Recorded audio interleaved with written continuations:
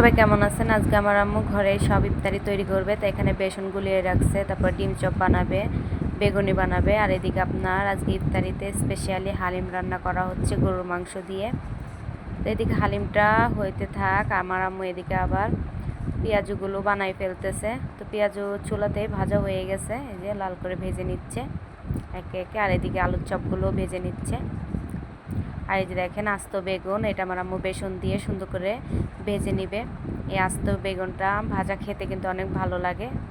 তো ছুরি দিয়ে সুন্দর করে চিকন করে কেটে নিচ্ছে, তারপরে এই যে দেখেন কি সুন্দর করে ভেজে নিচ্ছে। তো এটা লাল করে ভেজে নিতে হবে।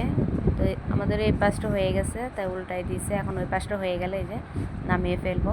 তো কত সুন্দর হয়েছে দেখেন। এটা আজকে আমরা ইফতারিতে খাবো।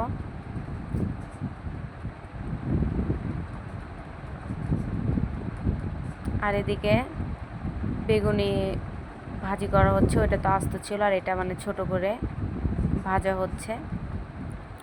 তো এই যে লাল করে ভেজে এখন নামিয়ে ফেলতেছে। আর এটা হচ্ছে ডিম চপ।